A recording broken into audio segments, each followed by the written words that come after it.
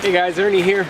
I am walking along the Cossatot River here, and I am starving. I'm here on the what's called the River Corridor Trail, and I'm wanting to make me up a dehydrated meal. So stay tuned. I'm going to show you guys why dehydrated meals are the most common things you see on the trail. That's because they're light, and I'm going to show you guys what I think is the best way to rehydrate your meals.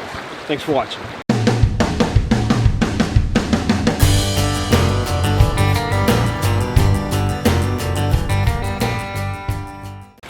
Okay, well, right after I shot that intro, it started coming down, and I had to wait about 45 minutes for it to clear over. There's no cell signal here.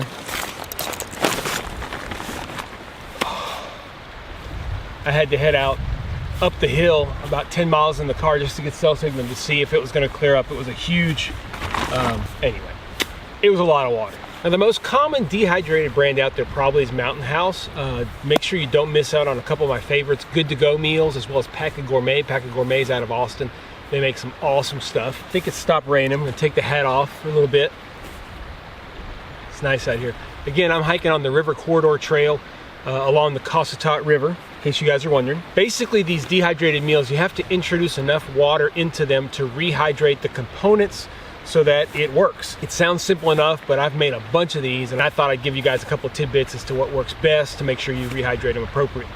One thing that I definitely recommend, which we're gonna pull out here, is what I call a cozy. I make my own out of Reflectix, and it looks a little something like this. Let me zoom y'all in. This is the cozy made out of Reflectix. Have a little band here to keep it closed. You can put Velcro as well if you want. And inside we have the meal I'm gonna make today, which is the Good to Go Mexican quinoa bowl. Now some of you guys may be wondering, well, how do I make my own Reflectix cozy? Well, you know what? I'm gonna take care of you. Let's head back to my shop in Louisiana, and I'll show you guys real quick how to put one together. What you're gonna need is some of this Mylar covered kind of bubble wrap. It's a bubble type material. You can buy it at Home Depot in big rolls. I bought a huge roll a couple of years ago, and I'm still chomping off of it for this stuff, as well as some of this aluminum foil tape.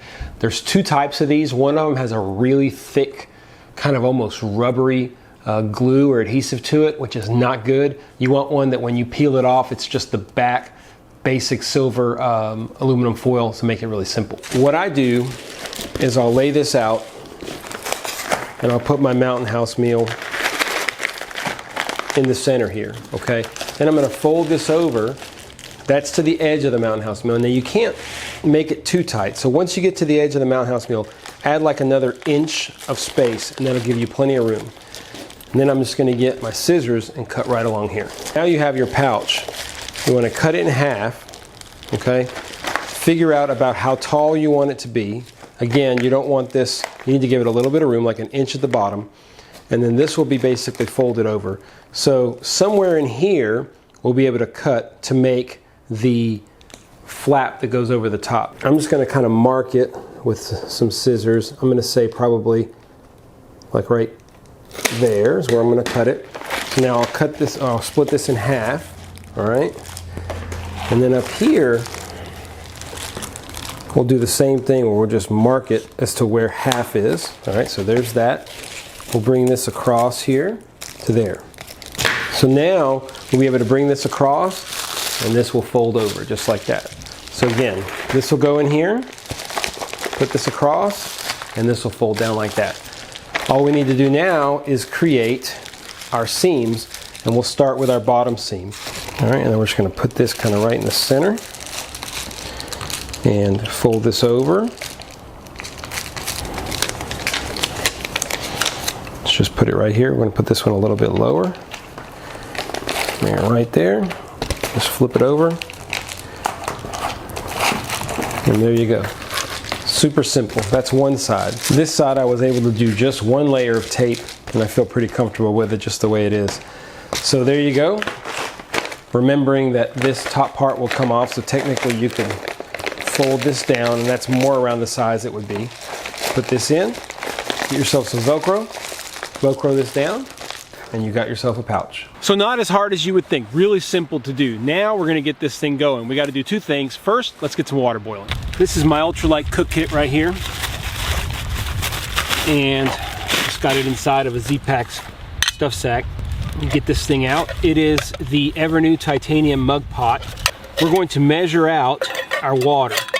Now, if you have checked out the channel, you will find a video where I'll show you guys how to mark up one of these long spoons to measure your water very accurately.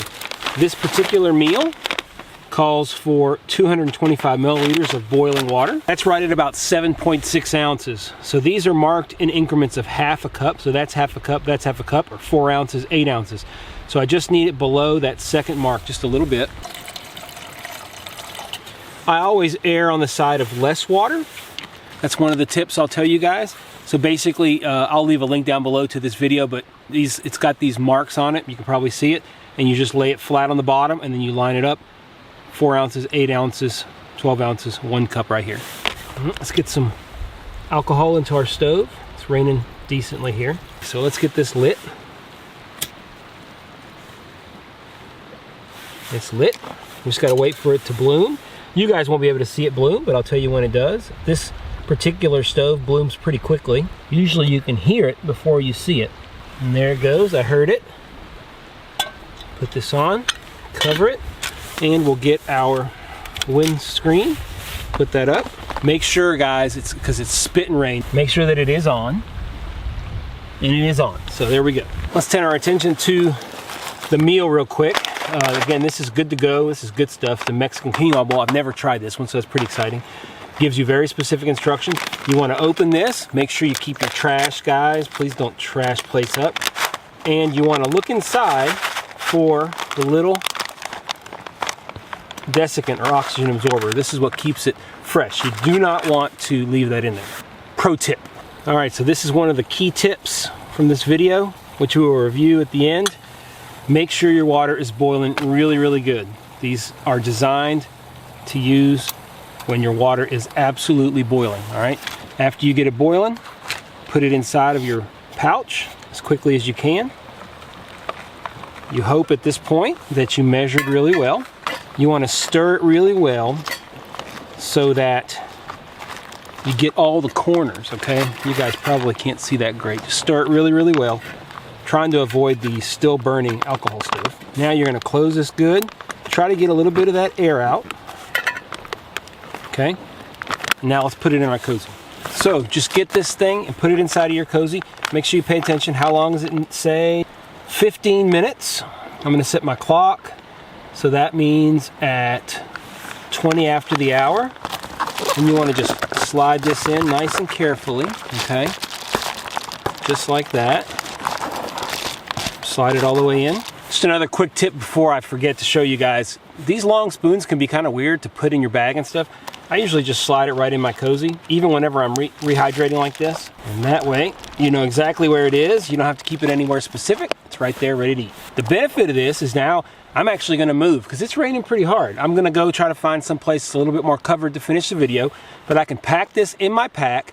It'll rehydrate while I walk, and I can keep walking an extra 15, 20 minutes down the trail before I have to eat.